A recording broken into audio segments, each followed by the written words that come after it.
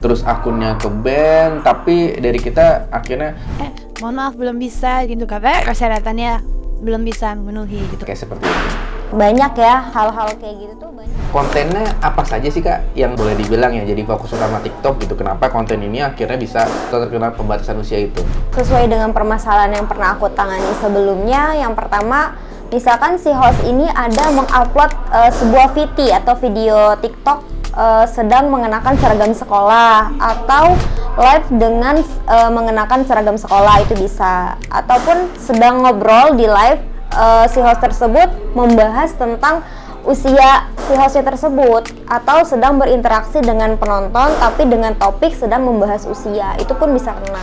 Oke, kalau ada minimal usia, ada maksimal usia nggak? Yang mungkin usianya sudah cukup lanjut gitu ya? Enggak, kalau Nggak ada untuk, ya? kalau untuk minimum kan kita di TikTok itu kebijakannya 18 tahun minimum. Kalau untuk maksimalnya itu nggak ada sih. Sepengetahuan kakak nih ya, selaku customer service gitu ya, gimana cara TikTok menilai apakah ini melanggar persyaratan usia atau tidak? Yang pertama, ketika kita mencoba untuk membuat akun TikTok, itu kan pasti kita memasukkan yang namanya data diri. Di situ disebutkan tanggal lahir, bulan lahir, dan tahun. Mungkin TikTok mendeteksi dari situ juga. Selain itu, TikTok kan mendeteksi host itu dari suara, gambar, dan visual.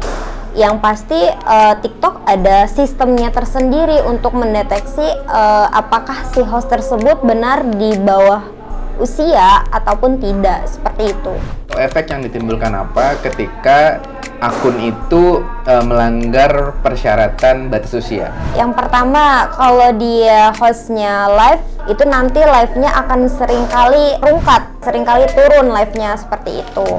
Nah, terus kalau misalkan si host ini usianya masih di bawah umur, dikatakan masih di bawah 18 tahun, biasanya kan belum melakukan verifikasi KTP atau verifikasi identitas. Itu nanti berdampak ke penarikan saldo. Ketika si host ini sudah memiliki banyak saldo di akunnya, akan dicairkan, itu biasanya akan kesulitan karena belum melakukan verifikasi identitas tersebut, seperti itu. Misalnya ada satu case begini, ada satu host dari Superpower Media